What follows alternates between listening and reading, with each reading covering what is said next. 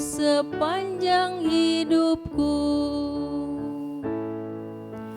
Yesus, kau andalanku.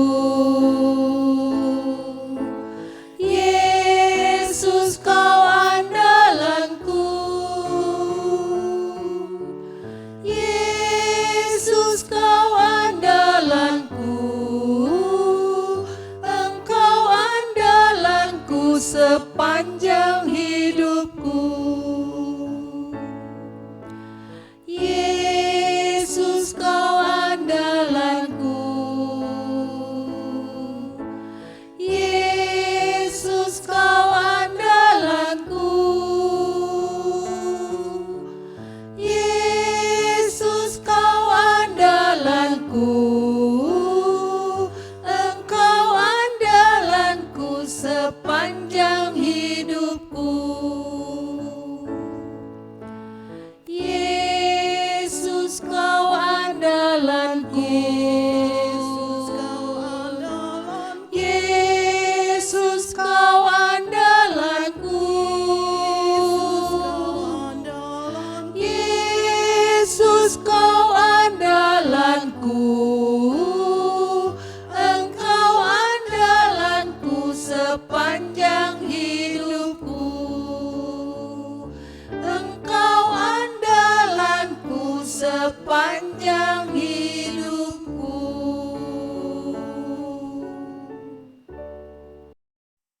Hari ini saya mau bicara tentang pesta kerahiman ilahi. Saya sudah kirim beberapa foto. Ibu Julia sudah terima belum ya? Saya cerita sedikit. Sudah Bisa kasih di-share? ke- Saya cerita sedikit. Ya, Oke, Kan sebentar bisa. ya. Ah, Ini yang dari- Glogovic ya, yang Glogovic. Ya, yang betul. Ya, oke.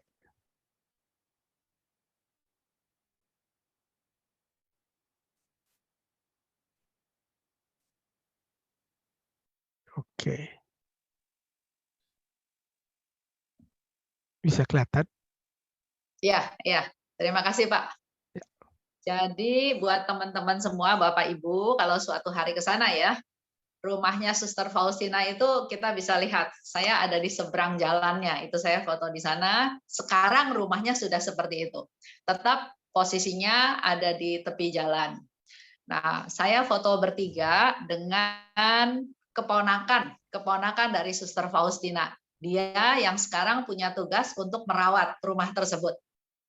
Nah, kalau jendela, itu foto saya sama salah satu suster yang ada di sana, itu jendela yang dipakai oleh Faustina kecil pada waktu dia harus tugas kasih makan sapi.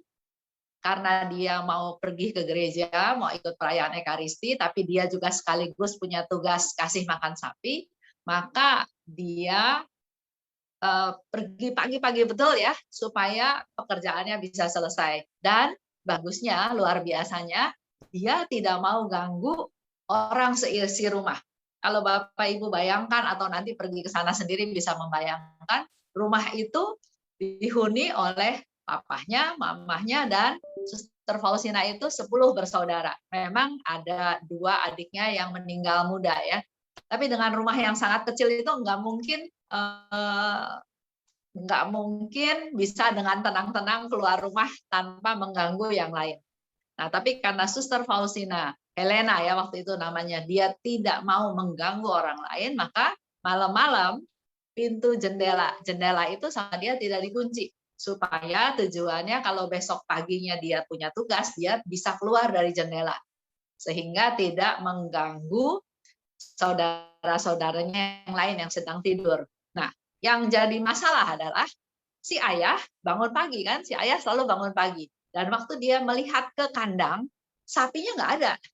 Dia udah khawatir, dia udah gelisah karena sapinya nggak ada. Dia pikir sapinya dicuri orang. Dia akhirnya cari-cari orang rumah, ternyata si Helena kecil ini nggak ada di rumahnya. Waktu dia kesel, wah ini jangan-jangan Helena nih yang membuat si sapi itu lari, hilang. Dari jauh dia melihat Helena jalan ya. Dan dia sambil berjalan sambil bernyanyi. Nah, si ayah ini punya kebiasaan setiap pagi itu selalu bernyanyi memuji Tuhan. Bahkan istrinya pernah negur, jangan nyanyi-nyanyi, nanti tetangga keganggu. Dia bilang enggak, kalau untuk Tuhan harus nomor satu, dia katakan ya. Nah, makin lama makin dekat dia lihat lagi, waduh, Helena membawa sapi-sapinya dikasih makan ke padang rumput, dia khawatir lagi yang lain, jangan-jangan sapi-sapi itu menginjak-injak kebun atau tanaman tetangga kiri kanannya. Jadi dia udah keluarin sabuk ya, sabuknya dia keluarin, dia mau sabet si Helena ini ceritanya. Tapi yang dia heran, makin lama makin dekat dia melihat sapi itu jalannya lurus, tidak lari ke kiri ke kanan, tidak merusak tanaman-tanaman tetangganya. Dan yang luar biasa lagi, 3 sapi itu bisa ditarik oleh Helena kecil dengan 1 tali.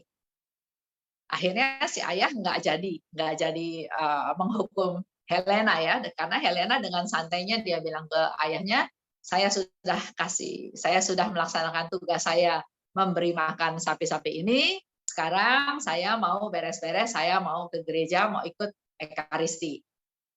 Nah, diceritakan oleh salah satu adiknya Suster Faustina pada waktu dia sudah dewasa ya, dia bercerita, nggak mungkin buat anak kecil bisa menarik 3 sapi dengan 1 tali tanpa bermasalah.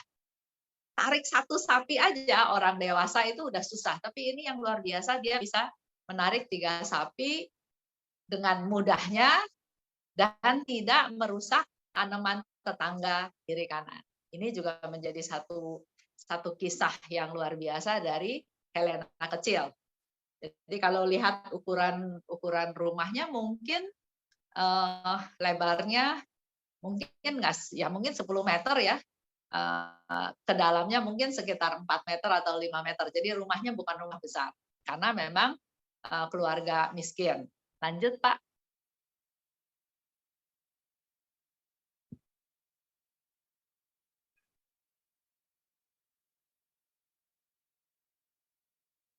Nah, ini kita juga sempat ke kuburan orang tuanya, papa mamahnya Faustina ya.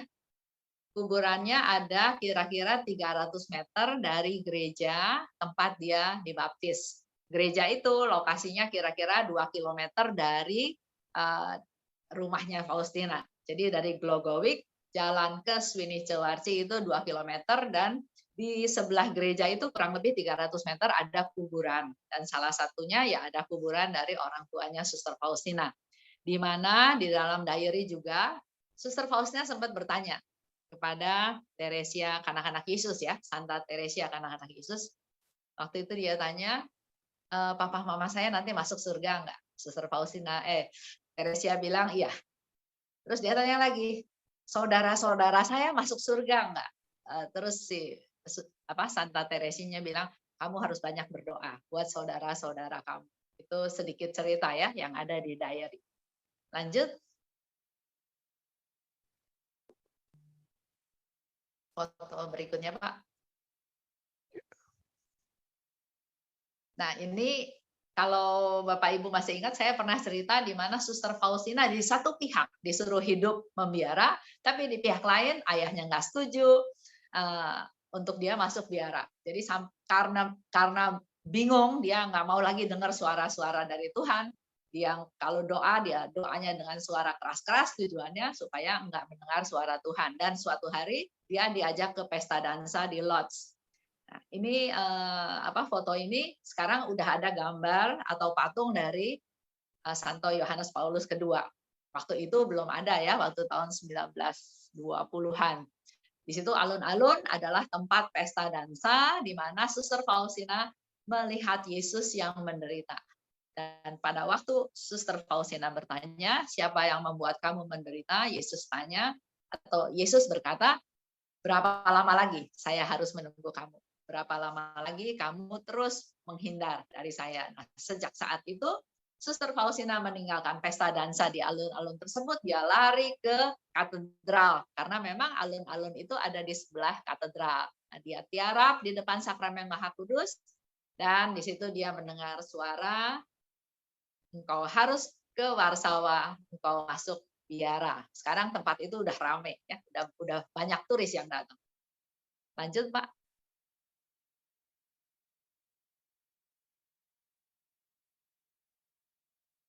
Nah, ini kapel Bunda Maria Berbelas Kasih yang ada di bawah dari gedung kongregasi Bunda Maria Berbelas Kasih di Warsawa. Jadi kalau mau ke kapel ini, Bapak Ibu nggak bisa dari gedung utama, harus keluar dari gedung masuk ke kapel ini. Inilah kapel di mana Suster Faustina atau Helena bertanya kepada Tuan yang punya rumah ini. Tuan yang punya rumah ini, apakah engkau menerima aku? Dan di situ dia mendengar satu suara bahwa engkau sudah ada di hatiku. Ya, jadi berdasarkan conversation itu, Helena bilang sama mundur kepala bahwa Tuan yang punya rumah ini menerima saya, dan mundur kepala bilang, karena Tuan yang punya rumah ini menerima saya, maka kamu juga saya terima di sini. Itu tahun 1924. Tapi kamu belum bisa masuk sekarang, tahun depan. Karena selama 1 tahun kamu harus tetap bekerja menjadi pembantu dan uang gajinya harus kamu kirim ke sini, ke biara sebagai cadangan atau tabungan untuk dia masuk biara. Suasananya, kapelnya masih seperti itu. Jadi lantainya masih dari kayu. Kalau Bapak Ibu lewat masih bunyi gerinyet gitu ya. Dan yang itu suami saya bilang ke Pater Robi, suasananya lain ya, Pater. Dia bilang iya. Kalau tempat-tempat yang biasa dipakai atau ada pernah dipakai oleh orang-orang kudus, pasti auranya beda. Jadi kalau ke Warsawa harus mampir ke situ. Lanjut, Pak.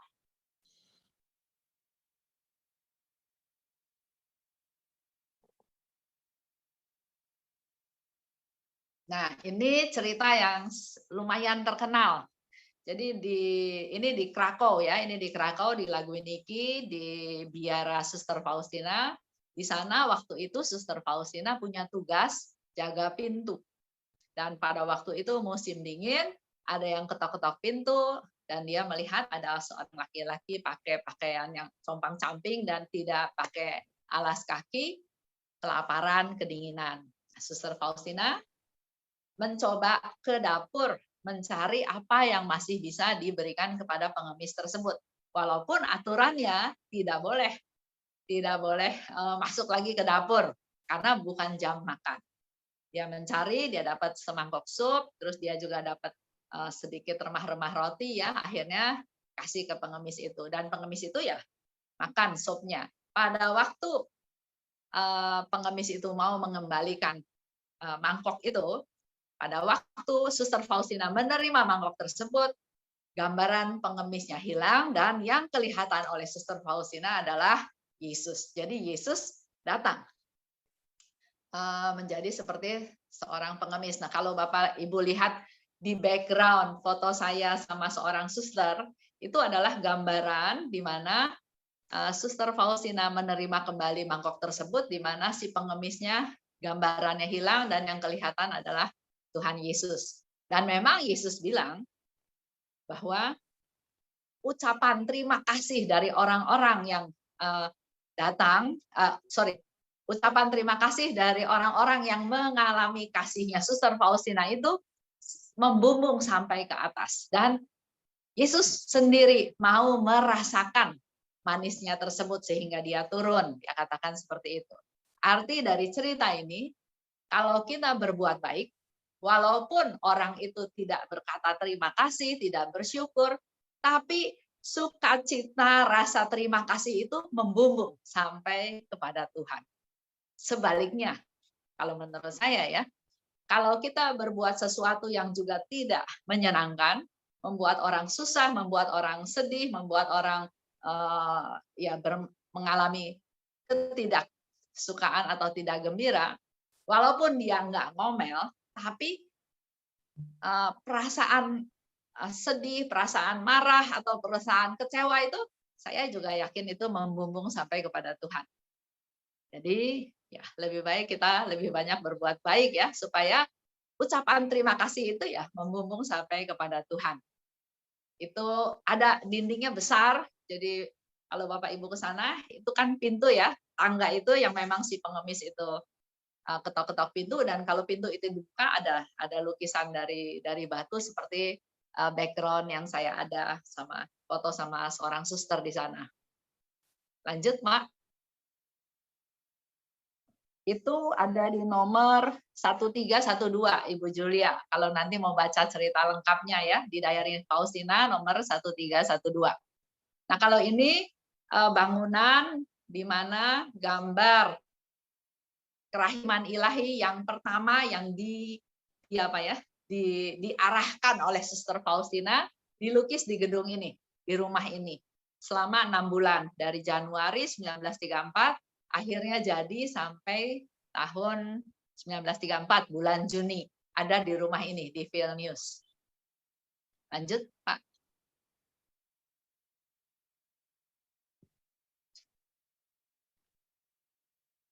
Nah, ini gerejanya. Jadi gambar kerahiman ilahi yang asli seperti yang sebelah kiri ya. Itu di situ itu gambar asli yang modelnya adalah Pastor Sopocko yang mendapat si pelukisnya itu mendapat arahan langsung dari Suster Faustina. Jadi melihat gambar ini gambar yang dilihat oleh Suster Faustina. Dia kan meninggal tahun 1938. Sedangkan gambar ini jadi 1934. Dan waktu Suster Faustina melihat gambar ini dia nangis. Karena dia bilang kok gambarnya enggak sebagus seperti apa yang dia lihat. Tapi Tuhan bilang bukan bagusnya gambar, tapi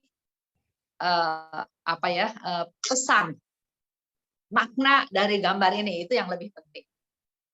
Nah, gerejanya ini lukisan ini disimpan di gereja, kita bisa lihat yang sebelah kanan, gerejanya kecil, seperti belum jadi ya, karena masih kelihatan bataknya dan sangat sederhana.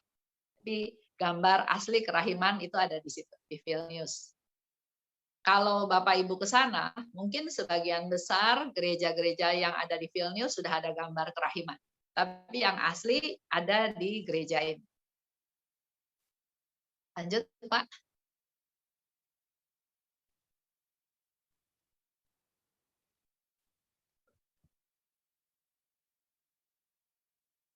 Udah habis ya kayaknya? Iya. Masih ada. Ada Ini lagi. masih ini nih yang terakhir. Sudah kelihatan belum? Judulnya Vilnius. Vilnius. Oh, ini yang Ostra Brahma ya, Ostra Brahma. Iya. Belum kelihatan, Pak. Di saya sih udah kelihatan. Di saya belum. Vilnius, suasana di kota lama. Oh, ya, di saya nggak kelihatan. Oke. Itu yang namanya Ostra Brahma. Yang pertama sekali gambar kerahiman ilahi dihormati secara publik. Jadi di Vilnius itu seperti yang saya bilang kan dia bikin benteng, di mana bentengnya itu adalah swasembada dari warga yang ada di kota Vilnius. Jadi ada bentengnya yang kuat, yang tinggi, yang keker, ada yang sederhana, yang biasa, dan gambar kerahiman ilahi pertama kali dipublikasikan, dihormati secara publik pada tahun 1935, yaitu pada tahun yubileum pembebasan. Di sana lebih terkenal Bunda Maria yang mengeluarkan 40 sinar, ya di sana ada di altarnya, di sana ada Bunda Maria yang seperti itu. Itu sedikit cerita tentang Vilnius, tentang kerahiman ilahi. Sekarang kita balik ke pesta kerahiman ya. Ya.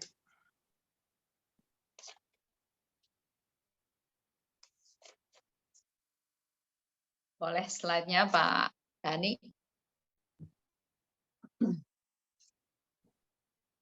Jadi salah satu dari devosi kerahiman, seperti yang Bapak Ibu sudah tahu ya, kemarin minggu lalu saya cerita tentang gambar kerahiman ilahi. Hari ini bicara tentang pesta kerahiman ilahi. Pesta kerahiman ilahi itu suatu hari yang istimewa, yang Tuhan mau ada pesta kerahiman ilahi. Tuhan sudah siapkan suatu hari istimewa yang dapat menolong orang di jalan menuju ke rumah Tuhan. Kita semua manusia berdosa. Memang ada sakramen tobat. Bapak Ibu pergi ke ruang sakramen tobat, mengaku dosa, dan pastor memberikan absolusi, ya, memberikan pengampunan atas dosa-dosa. Tuhan yang memberikan pengampunan, tapi pastor yang berkata, ya, yang mewakili Tuhan untuk mengampuni, menghapus dosa-dosa kita. Tapi yang jadi masalah adalah sebetulnya dosanya dihapus, diampuni. Tapi hukuman, bukan spiritualitas, Pak, pesta kerahiman.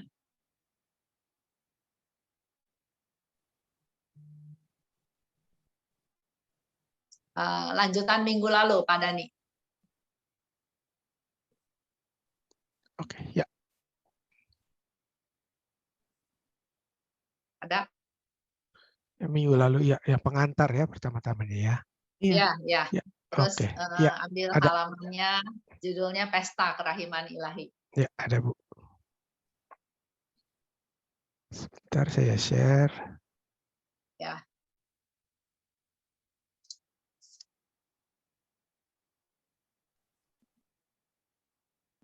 Ya, sudah di-share. Ya, oke. Ya, terima kasih. Jadi Tuhan Yesus menyiapkan suatu pesta, suatu hari istimewa, ya, hari istimewa yang disebut Pesta Kerahiman Ilahi. Tema atau judulnya juga Yesus sendiri yang menyebutkan bahwa 1 minggu setelah Paskah dia mau ada pesta kerahiman ilahi. Pesta ini penting karena di dalam pesta kerahiman ilahi Tuhan Yesus mau memberikan rahmat yang paling kita butuhkan, yaitu indulgensi penuh. Nah, nyambung sama cerita tadi yang saya cerita tentang sakramen tobat, ya. Contoh, saya mencuri. Ya, gampang lah. Saya mencuri ayam. Saya datang ke ruang sakramen tobat, saya mengaku dosa kepada pastor, pastor, saya mencuri ayam. Sebutlah 10. Kemudian pastor itu akan memberikan absolusi, ya, akan berkata mewakili Tuhan, dosamu diampuni dan jangan berbuat dosa lagi. Dan saya doa tobat. Dan ada hukuman lah, ya, ada penitensi, misalnya disuruh berdoa 10 Salam Maria. Dosa saya diampuni.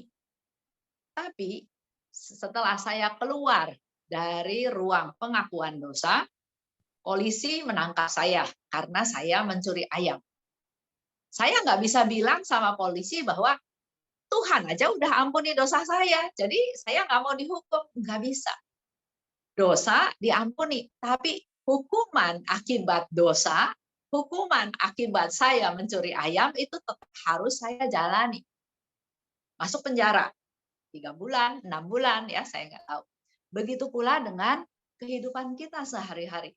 Kita berdosa, memang kita mengaku dosa, Tuhan ampuni dosanya, tapi hukuman akibat kita berbuat dosa itu tetap ada. Nah, kalau ini nggak diberesin, hukuman itu numpuk. Waktu kita mati, maka pemberesan hukuman tersebut dilakukan di purgatorium. Itulah yang disebut proses pemurnian. Kita dibersihkan, kalau Bapak Ibu dapat bayangan kan purgatorium itu katanya sesuatu yang panas, ya, ada api membakar, itu tujuannya memurnikan supaya kita layak ketemu sama Allah Bapa di surga. Nah, karena kejadian tersebut, Tuhan Yesus nggak mau kita lama-lama di purgatorium. Oleh sebab itu, dalam devosi kerahiman, ada pesta kerahiman. Pesta kerahiman itu adalah pestanya Tuhan Yesus. Yesus yang mengadakan pesta. Karena kita diundang ke dalam pesta tersebut, dan Tuhan Yesus memberikan kita hadiah. Memberikan kita suatu rahmat, yang sangat kita butuhkan yaitu indulgensi penuh. Kalau kita menerima komuni pada waktu pesta kerahiman, ikut perayaan Ekaristi, mengaku dosa, menerima sakramen tobat, berdoa Bapak Paus, dan berdoa wujud Bapak Paus, dan juga melakukan perbuatan belas kasih, maka Tuhan katakan, engkau akan menerima rahmat, di mana akan memperoleh indulgensi penuh, yaitu dibebaskan dari dosa dan hukuman. Sehingga dalam 5 cara berdevosi, pesta kerahiman ilahi adalah puncak dari tahapan-tahapan yang kita lakukan. Apakah berdoa koronka, apakah menghormati gambar, apakah jam kerahiman, atau kerasulan kerahiman ya. Pesta kerahiman adalah puncak dari seluruh kita berdevosi kepada kerahiman ilahi. Dan pesta kerahiman ini sudah disebutkan juga oleh Yesus diadakan 1 minggu setelah Paskah.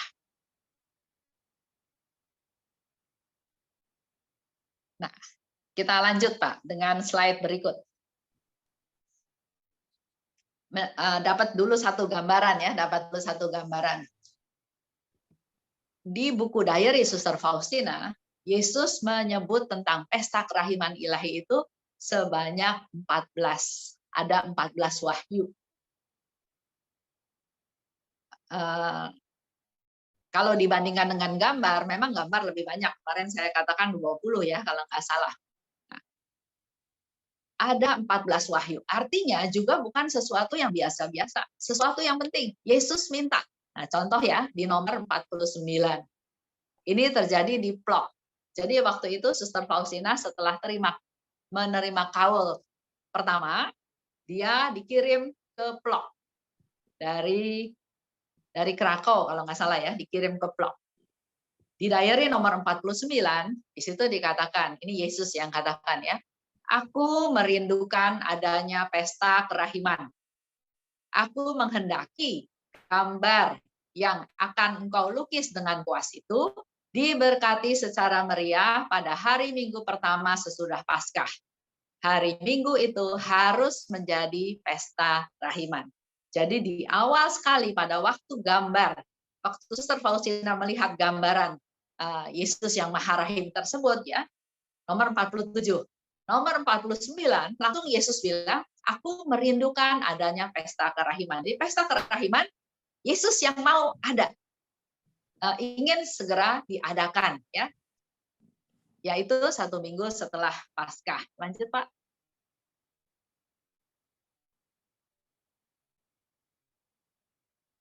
Nah, kalau Bapak Ibu mau mendalami tentang pesta kerahiman, sebetulnya cukup baca nomor 699. Jadi tadi kan saya bilang ya, ada 14. Tapi kalau mau yang lengkap, cukup baca nomor 699. Itu terjadi wahyu yang ke-33. Sekali peristiwa, aku mendengar kata-kata ini. Putriku, katakanlah kepada dunia tentang kerahimanku yang tak terselami. Aku ingin agar pesta kerahiman ini menjadi tempat pengungsian dan pernaungan bagi semua jiwa, khususnya bagi para pendosa yang malang. Jadi Yesus minta kepada Suster Faustina, pesta kerahiman ini bukan untuk orang-orang yang sudah benar, orang-orang yang sudah suci ya, tapi justru pesta ini adalah untuk tempat pengungsian dan pernaungan semua jiwa. Kalau kita bayangkan orang yang mengungsi itu mungkin cuma sebaju yang dipakai ya, harta benda semua tertinggal, apakah musibah kebakaran, apakah musibah banjir, apakah gunung meletus ya, atau tanah longsor. Oke, yang mengalami musibah itu dia pasti nggak siap apa-apa dan nggak bawa apa-apa.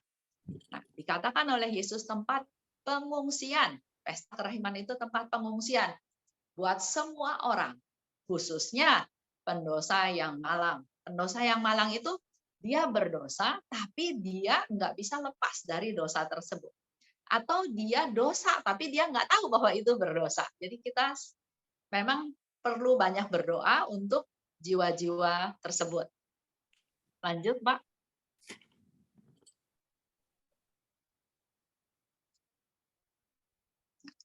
Pada hari itu, ini semua Yesus yang ngomong ya di 6:99. Pada hari itu terbukalah lubuk kerahimanku dan aku meluapkan seluruh samudera rahmat atas jiwa-jiwa yang menghampiri sumber kerahimanku. Jadi Yesus katakan terbukalah seluruh lubuk kerahimannya dan seluruh samudera rahmat tercurah. Tercurah ke siapa? Ke jiwa-jiwa yang datang kepada sumber kerahiman Tuhan. Nah, pertanyaannya, kalau hanya kita-kita saja yang tahu, Yesus senang pasti kita datang kepada Tuhan. Tapi Yesus akan lebih senang lagi kalau lebih banyak lagi orang yang tahu. Orang yang belum tahu menjadi tahu. Orang yang nggak tahu kita ajak supaya tahu. Sehingga dikatakan di sana pesta kerahiman. Jadi bukan sesuatu yang diam-diam, yang kita aja para devosan yang lakukan, tapi Yesus mau ada suatu pesta terbuka, meriah, kedengeran sama banyak orang, supaya orang-orang yang nggak tahu juga menjadi tahu. Karena rahmat itu diberikan kepada orang-orang yang menghampiri sumber kerahimanku. Jadi kita yang sudah tahu, sebetulnya menjadi perantara, menjadi perpanjangan tangan Tuhan untuk mengajak mereka juga bisa merasakan kerahiman Tuhan. Lanjut, Yesus katakan lagi, pada hari itu, selain terbuka ya, lubuk kerahiman Tuhan, juga terbuka semua pintu bendungan ilahi untuk mengalirkan rahmat. Kalau kita bayangkan suatu bendungan, kan pasti ditutup ya. Biasanya bendungan itu misalnya dipakai kalau air itu misalnya dipakai untuk mengairi sawah atau untuk hal yang lain ya. Tapi di sini Yesus katakan semua pintu bendungan, jadi semua rahmat, semua yang ditampung oleh Tuhan, semua dibuka untuk mengalirkan rahmat. Jadi hari itu adalah hari yang betul-betul sangat istimewa.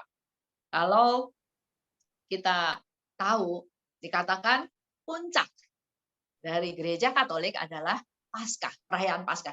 Dulu sekali orang lebih mengutamakan Natal, Natal yang heboh ya, baju baru, semua baru.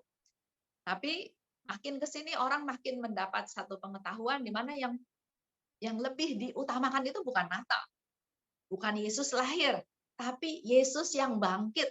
Ada hari Paskah, karena waktu Yesus bangkit, Yesus menebus segala dosa kita dan kita menjadi manusia baru. Di dalam devosi kerahiman disebutkan Paskah itu seperti bunga. Sedangkan kerahiman itu adalah buahnya. Jadi puncak dari Yesus bangkit adalah dia memberikan rahmat indulgensi kepada kita semua. Lanjut, Pak. Nah, sebelum ini saya bandingkan dengan dari Yohanes ya. Saya katakan lagi bahwa tadi saya katakan ya, di situ disebut pesta. Pesta itu adalah suatu hari sukacita, hari penuh rahmat. Kalau Bapak Ibu baca di nomor 88, di situ Yesus juga katakan seperti ini. Aku ingin gambar ini dipajang di depan umum pada minggu pertama sesudah Paskah. Dan minggu itu adalah pesta kerahiman. Ini hanya mau menguatkan bacaan yang lain ya. Jadi ini disebutkan di nomor 88. Kalau mau lebih dipertegas lagi, yang dikatakan bahwa pada hari itu terbukalah lubuk kerahimanku, nomor 3 ya. Kita bisa lihat juga di nomor 420. Di situ dikatakan oleh Yesus, pesta ini muncul dari lubuk kerahimanku sendiri dan dikukuhkan dalam lubuk kerahimanku yang besar. Setiap jiwa yang percaya dan berharap pada kerahimanku akan menerimanya. Jadi kita kembali lagi ingat ke inti devosi kerahiman, yaitu trust dan mercy. Jadi yang diperlukan adalah percaya. Percaya bahwa Tuhan mau memberikan rahmat yang luar biasa pada pesta kerahiman tersebut. Setiap jiwa yang percaya dan berharap pada kerahimanku akan menerimanya. Nah, sekarang kita lihat Pak, tadi yang Yohanes 7, 37, 38. Jadi apa yang ditulis di diary Faustina, saya coba cari padanannya ya di Alkitab. Di Yohanes Yohanes 7, 37, 38, di situ dikatakan, pada hari terakhir, yaitu pada puncak perayaan itu, Yesus berdiri dan berseru, barang siapa haus, baiklah ia datang kepadaku dan minum. Barang siapa percaya kepadaku, seperti yang dikatakan oleh kitab suci, dari dalam hatinya akan mengalir aliran-aliran air hidup.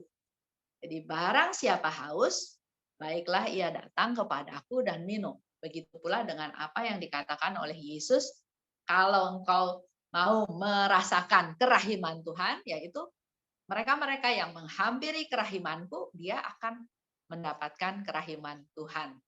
Jadi kita harus ada kebutuhan ya, barang siapa haus, datang kepada Tuhan. Dan memang sebetulnya di diary yang lain disebutkan tidak ada satu orang pun yang tidak butuh kerahiman.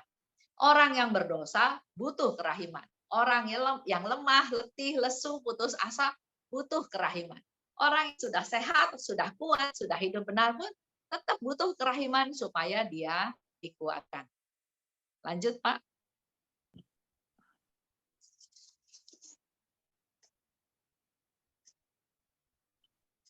Nah, disebutkan lebih lanjut ya, jiwa yang mengaku dosa, tadi yang saya katakan ya, syarat untuk memperoleh indulgensi penuh itu adalah menerima sakramen tobat. Kedua, menyambut komuni kudus, maka akan menerima pengampunan penuh atas dosa-dosanya dan akan bebas dari hukuman. Itu ada di 699. Tapi kalau Bapak Ibu lihat di nomor 300, beberapa waktu sebelum 699, di situ juga dikatakan, barang siapa pada hari itu menghampiri sumber kehidupan ini, ia akan menerima pengampunan penuh atas dosa-dosanya dan dibebaskan dari hukuman. Jadi kita bisa menerima indulgensi penuh, dibebaskan dari dosa dan hukuman kalau sudah menerima sakramen tobat dan menerima komuni pada hari pesta kerahiman. Itu seperti kita baru menerima sakramen baptis. Dihapus semua dosa dan hukuman. Tuhan begitu Maha Rahim, begitu besar kerahimannya, tidak terselami, dia terus memberikan banyak fasilitas, banyak sarana supaya kita manusia bisa menikmati hidup kekal. Itu yang Tuhan katakan akan memperoleh indulgensi penuh. Nah, saya kasih tahu dulu sebelum ada yang tanya mungkin nanti ya. Bagaimana dengan ngaku dosa sendiri? Nggak ngaku dosa dalam sakramen tobat. Itu tidak termasuk dosa yang dihapus dosanya dan dihapus hukuman akibat dosa. Jadi kalau Bapak Ibu punya dosa 5, cuma ngakunya 4, karena yang satu malu ngakunya, maka yang akan memperoleh penghapusan dari hukuman akibat dosa tersebut, ya 4 itu. Yang satu dosa karena tidak ngaku, tidak dapat penghapusan hukuman akibat dosa, dan juga malah berdosa lagi karena kok sudah tahu dosa tapi tidak mengaku dosa. Lanjut ya, nomor 6.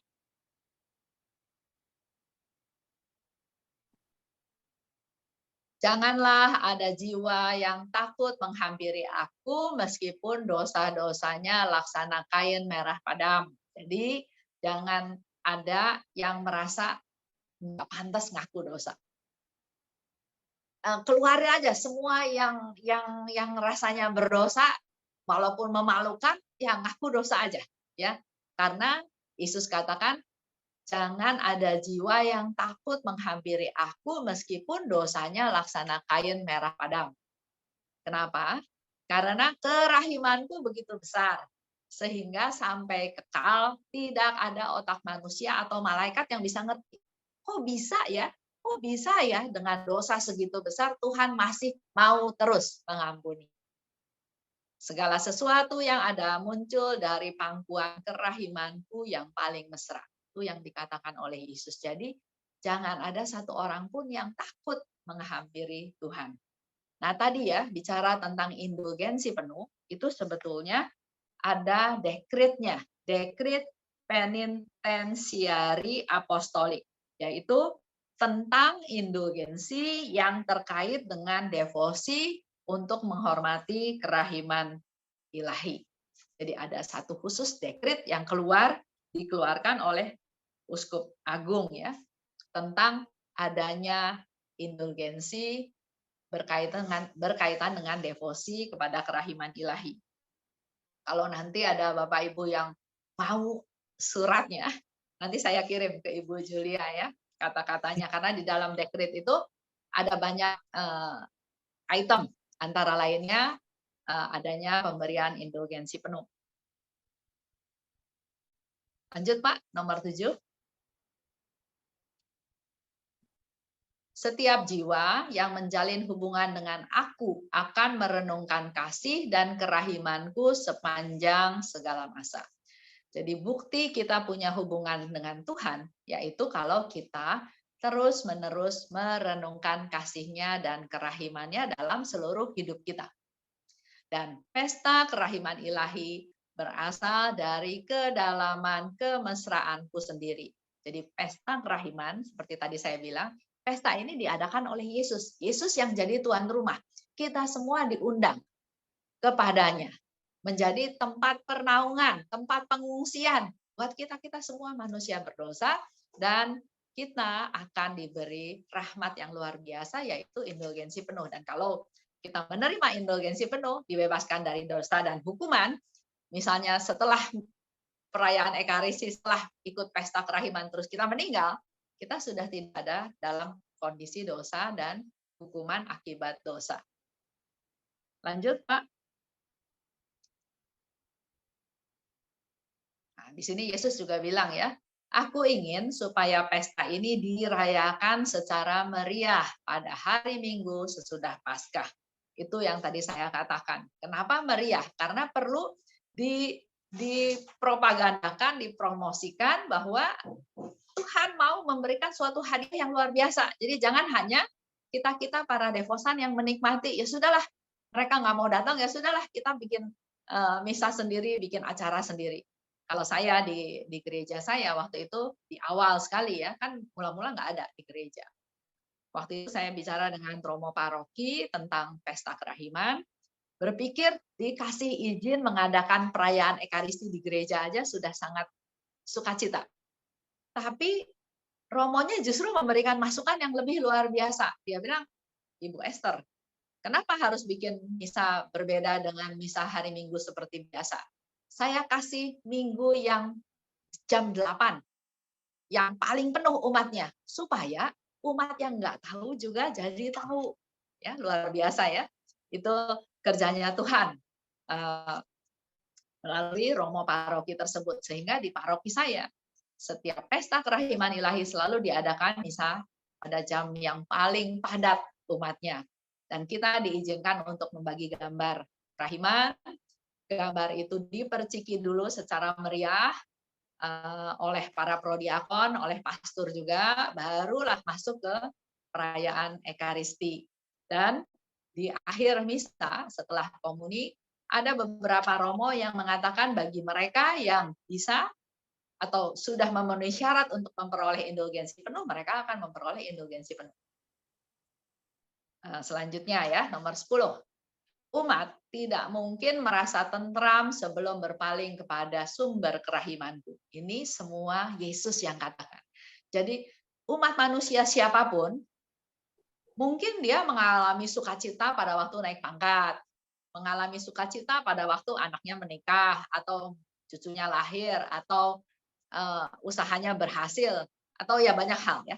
Tapi tetap nggak bakal betul-betul merasa tentram sebelum berpaling kepada sumber kerahimanku, Tuhan katakan. Lebih lanjut, kita halaman berikut, Pak. Nah, tadi kan bicara tentang persyaratan untuk memperoleh indulgensi penuh ya. Jadi pertama menerima sakramen tobat, kedua ikut perayaan Ekaristi ya dalam pesta kerahiman dan menerima komuni, terus berdoa untuk wujud Bapa Paus, juga melakukan perbuatan belas kasih. Karena ditulis di nomor 742.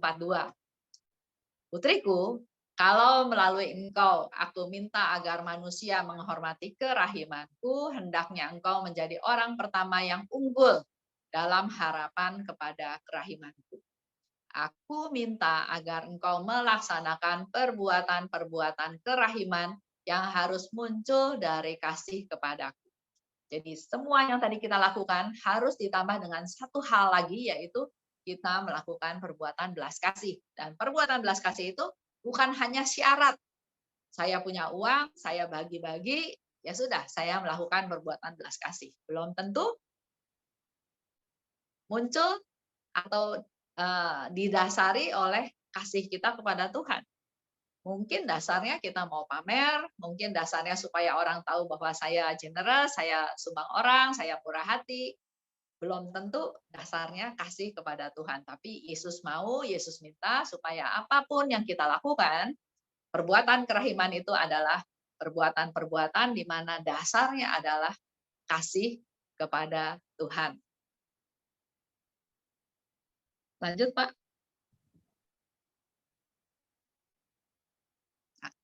Ini masih ya nomor 742. Di situ dikatakan oleh Yesus, kapan saja, di mana saja, engkau harus mengamalkan belas kasihan kepada sesama. Engkau tidak boleh menghindarinya atau berusaha mencari dalih untuk membebaskan diri darinya.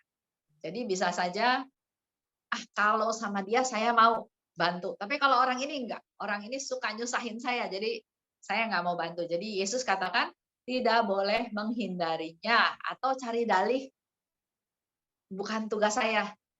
Saya juga lagi susah, boro-boro pikirin orang lain, saya sendiri juga lagi susah. Nah ini nggak ada, alasan-alasan seperti itu nggak ada ya. Lanjut Pak.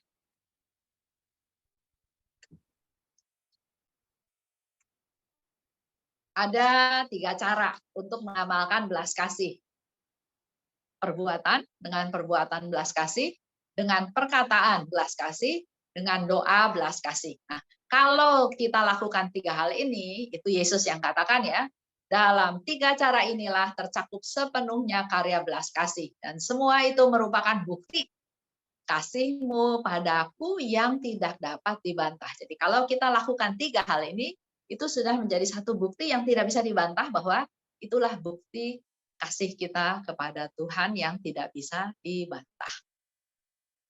Dengan sarana-sarana ini, suatu jiwa memuji dan menghormati kerahimanku. Jadi dengan Bapak Ibu melakukan perbuatan belas kasih, melakukan perkataan belas kasih, melakukan doa-doa dengan dasar belas kasih, kita sudah memuji dan menghormati kerahiman.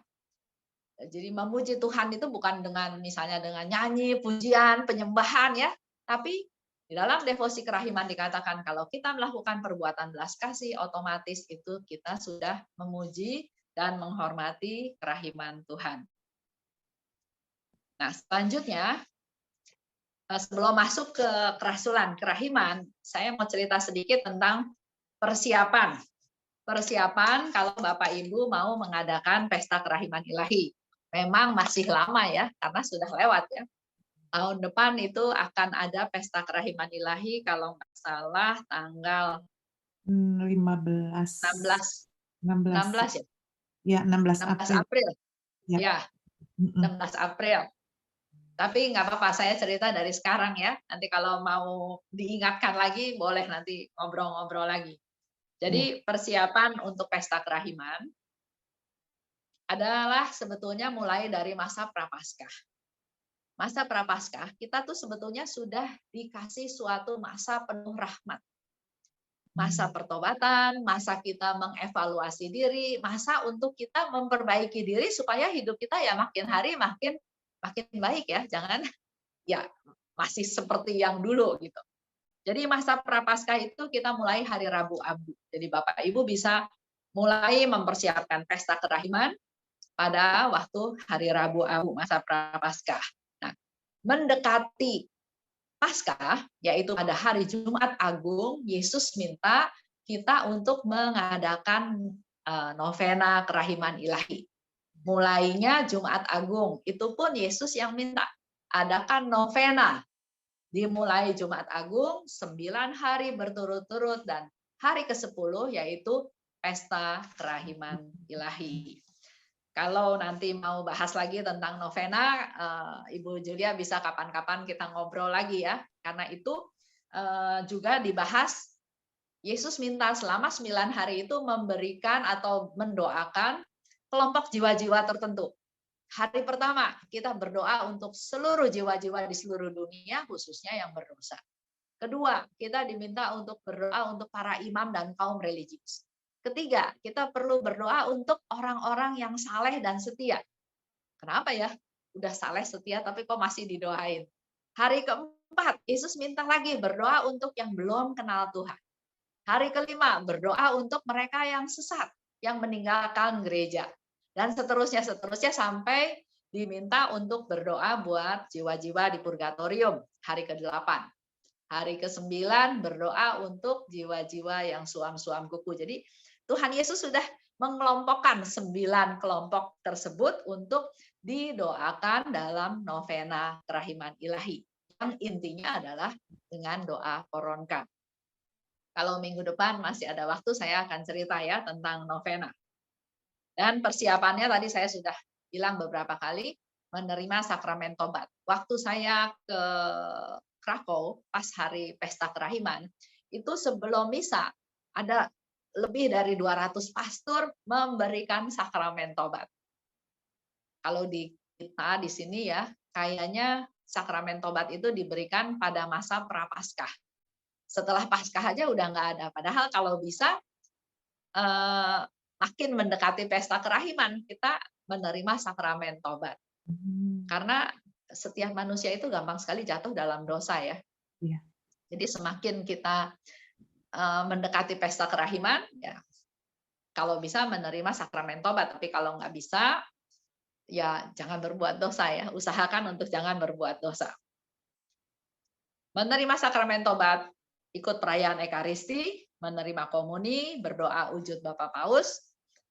Kalau nggak tahu, maka biasanya diganti dengan doa Bapa kami, aku percaya, dan doa singkat.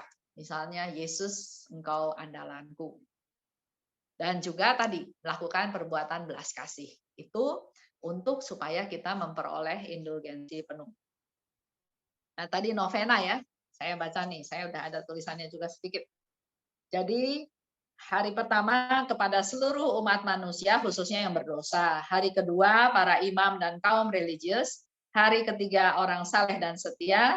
Hari keempat, orang yang belum kenal Tuhan, Yesus. Hari kelima, yang sesat, yang meninggalkan gereja.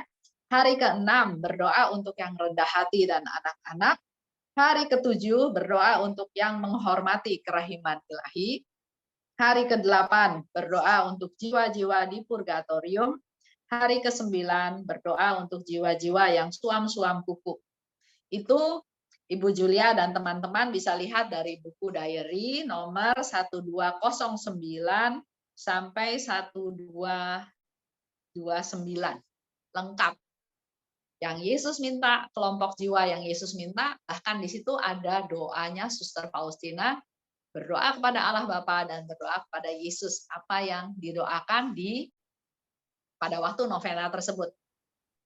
Dan sebetulnya bisa dibahas lagi lebih lanjut, kenapa ya Yesus minta kita berdoa untuk orang-orang yang misalnya saleh dan setia, atau orang-orang yang rendah hati. Itu semua ada tujuannya, yang ada di diary ya. Itu aja sedikit tambahan tentang pesta kerahiman. Kalau ada pertanyaan, ditanyakan. Kalau enggak, kita sambung dengan kerasulan kerahiman. Bu Esther, kalau yang dibilang itu Ya, ada boleh. 14 wahyu, itu 14 firman atau 14 yang ada dalam kitab Wahyu? Oh, bukan. Bukan ada dalam kitab Wahyu. Jadi, diary Faustina itu, kan tadi saya bilang, wahyu yang pertama, jadi apa yang Yesus wahyukan kepada Suster Faustina yang pertama itu ada di nomor 47, di mana dia bilang, lukislah gambar seperti yang engkau lihat. Dan di situ ada janji-janji Tuhan. Jadi itulah pewahyuan yang pertama. nggak ada kaitannya dengan kitab Wahyu. Kalau kitab Wahyu, ya namanya kitab Wahyu. Wahyu itu sebetulnya adalah suatu apa yang dikatakan oleh Tuhan kepada kita. Dan di dalam diary Faustina ternyata ada 82 wahyu. Jadi apa yang dikatakan, diwahyukan, difirmankan oleh Tuhan kepada kita. Oke, makasih Bu Esther. Ya. Gimana, ada Ya. yang mau bertanya? Silahkan buka videonya untuk bertanya. Ya, boleh. Ada yang mau bertanya nggak? Apa udah jelas? Udah jelas atau pikirnya masih lama? Baru ada nanti tahun depan. Iya. Tahun lalu kita ngadain pesta kerahiman ilahi secara online. Oh ya. Nah, Sama kalau Pak bisa Topi. tahun depan mungkin sudah bisa offline ya. Iya. Karena biar bagaimanapun misa secara offline dan online itu kadarnya beda. Kalau offline itu kan kita betul-betul menerima tubuh Kristus ya. Kristus masuk ke dalam diri kita. Ya. Soalnya kita baru tahu tahun ini ya dari Bu Esther, pengajaran Bu Esther ya, tahun lalu ya, Oktober kalau nggak salah ya, kita undang untuk novena ya. Jadi kita belum tahu. Iya. Ya. Soalnya Jadi nggak nanti semua waktu perayaan pesta kerahiman tuh yang pasti ada penghormatan gambar. Jadi kalau di tempat saya biasanya di altar itu saya pasang gambar kerahiman ilahi yang cukup besar. Karena itu juga nanti sama Romo itu didupai. Terus ada pembagian gambar ya, gambar-gambar dikasih ke umat, di mana diangkat, terus sama Romonya diperciki dengan air suci. Terus biasanya ya gereja yang mengadakan pesta kerahiman ilahi, karena di CIC nggak ada misa pesta kerahiman ilahi khusus. Ini yang nyari. Bob nih, Bob yang ikut tahun lalu. Iya. Ada di mana itu? Pasti udah banyak sih di gereja-gereja. Di St. Joseph Camperdown waktu itu. Camperdown. Ada ya? Iya. Ada. Nah, lain kali kalau bisa ajak teman-teman yang lain supaya ikut pesta kerahiman. Ya, untuk karena disitulah Tuhan mau kasih rahmat indulgensi penuh buat siapapun yang datang. Ya, ada pemberkatan gambarnya juga, terus dibagi-bagikan. Ya. Boleh bersharing sedikit, Bob? Sharing ya. Cerita yang dialami, yang terjadi waktu pesta kerahiman ilahi di Camperdown itu. Yang di Camperdown itu sebenarnya juga saya sebenarnya juga belum nggak begitu tahu sih sebelumnya. Jadi baru dengar pas pengajaran Ibu Esther yang awal tahun ini, sekitar Februari Januari awal tahun ini kan tuh ada pengajaran Ibu Esther. Nah, terus waktu itu saya juga pas beberapa kali ke gereja di St. Joseph Camperdown itu, karena ada dibilang pastornya bagus, pas segala macam saya ikutin, oh iya bagus juga. Terus sempat yang dia ceritakan tentang yang ini kerahiman ilahi ini, terus salah satunya adalah puncaknya di pesta kerahiman ilahi. Yang dia juga cerita bahwa yang istilahnya mempopulerkan kerahiman ilahi ini kan saat itu kan Pope John Paul II. Ya. Terus dia meninggalnya pun pada saat persis setelah mengikuti misa kerahiman ilahi itu. Jadi katanya dia, he just went straight to heaven. Jadi itu dapat itu komuni, pesta kerahiman ini, terus dia meninggal setelah itu. Ya dari cerita itu saya juga ikutin itu sih, jadi ikutin terus pas juga di gereja yang lain saya pergi St. Joseph juga yang di Rosebery itu ada bagi-bagiin gambarnya kerahiman ilahi gitu. Jadi gambar itu saya bawa ke gereja Camperdown pada saat misa itu saya minta izin pastornya, boleh nggak saya juga nyebar ini? Oh boleh, silahkan dia bilang. Terus yang hari itu kok ya kebetulan saya juga ada ikut pengakuan dosanya, Bu Esther.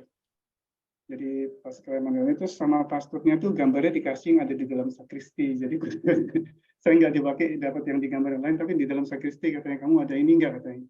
Jadi saya buat kamu. Wah hebat. Ini di Tuhan.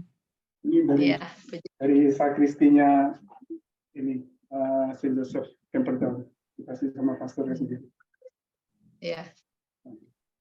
Ya gitu aja. Ya, jadi itu apa devosi kerahiman atau karya kerahiman Tuhan itu luar biasa ya.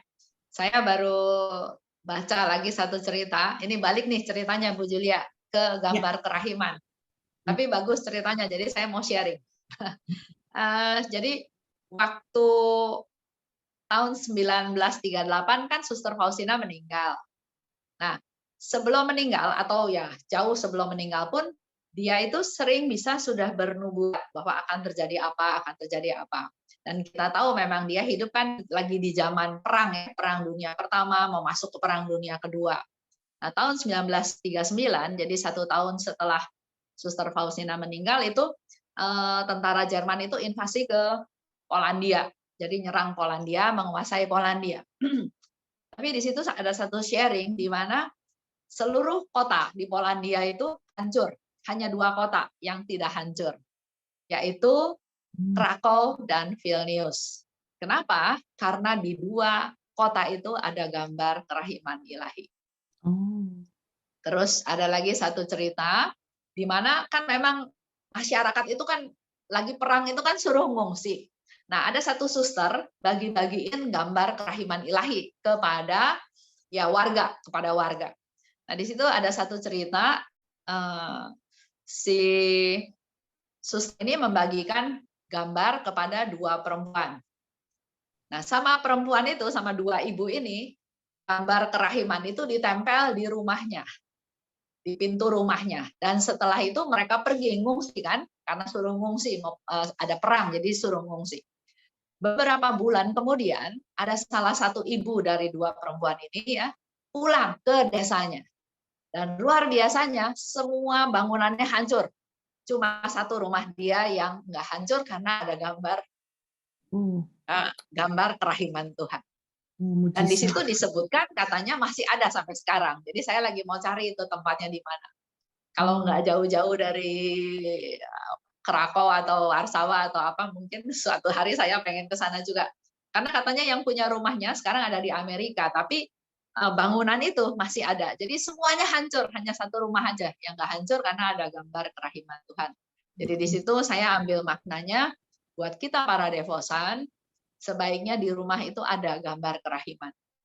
Karena sudah ketahuan powerful-nya gambar kerahiman tersebut. Ya, saya banyak itu tambahan soal gambar. Ya. Saya juga punya gambar kerahiman ilahi di kamar, ada beberapa. Tadinya saya juga nggak tahu ini tuh apa artinya.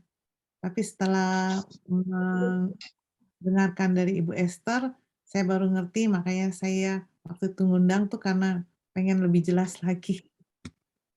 Banyak juga orang yang ngerti.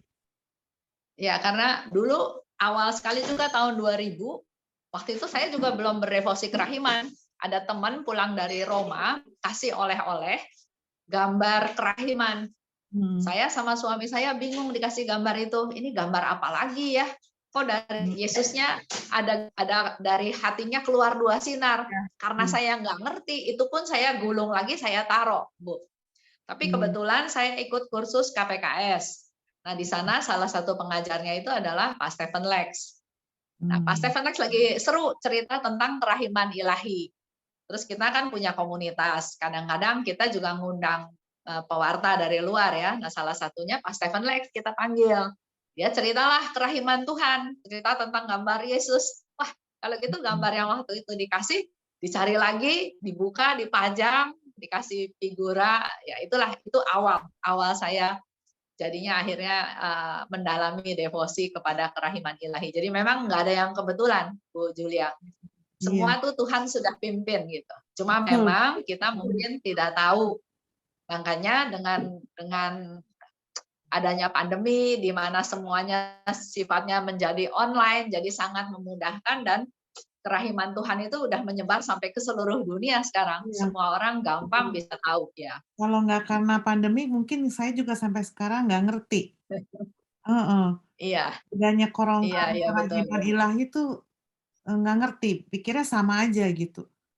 Meskipun saya Ya, lihat jam 3 doain Korongka, dipikirnya sama aja dengan kerahiman ilahi gitu. Sedangkan yang ngasih iya, gambar kerahiman ilahi juga, dia juga tadinya juga nggak ngerti sampai ada pesta kerahiman. Makanya tahun ini tuh dia itu kebetulan dia lagi sibuk, jadi dia nggak ikut, lagi di Jakarta, ah, baru sampai dia harus diajak sama suaminya ke Melbourne. Dia bilang enggak, aku mau cari gereja di Sydney yang buat pesta kerahiman ilahi. Akhirnya suaminya iya, cari, ternyata di Melbourne itu ada gereja yang memang ada kerahiman ilahi eh, di yang merayakannya. Jadi akhirnya dia mau pergi ke iya, Melbourne dan di sana pesta kerahiman ilahinya. iya. Iya. Ya, jadi kalau kita sudah tahu, itu sudah paling penting, Bu. Tuhan udah siapin satu hari yang luar biasa, rahmatnya berlimpah.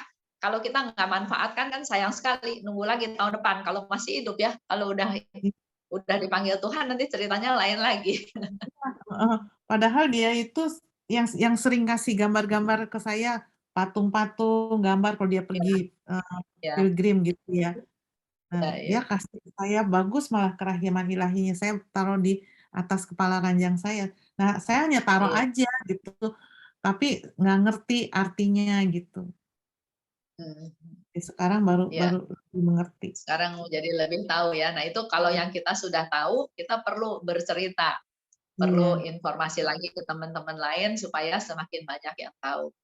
iya. Sekarang saya juga kalau doa saya mesti mandangin mata, ingat Ping-Ping di Penrose Park ngomong katanya ngeliat matanya. Jadi saya sekarang kalau doa ngeliat gambarnya juga harus lihat matanya. Ya, Hmm. ya. Karena pandangan itu bisa punya banyak arti. Kalau Iya, kita sungguh-sungguh ya, dia bisa menunjukkan bahwa kalau kita lagi susah, dia seperti, aduh kasihan gitu ya, iya, atau memberi semangat, punya banyak arti. iya, iya. Ya, Masih ada yang mau bertanya-tanya kok pada diem ya? Eh, sudah pada kemalaman barangkali Bu. ya udah 9:30 sih. Ya, Iya, ya udah kalau nggak gitu apa-apa, nanti lanjut minggu depan aja. cukup sekian dulu kali ya. Lanjut ntar Ya, minggu iya, iya. depan lagi, hari Senin lagi kita lanjut. Ya, tanggal 31 ya. Ya, 31 ya, cepet ya bulannya. 31. Kalau Iya. misalnya masih belum selesai ya, nanti kita bisa lanjutkan lagi untuk tahun depan disambung lagi.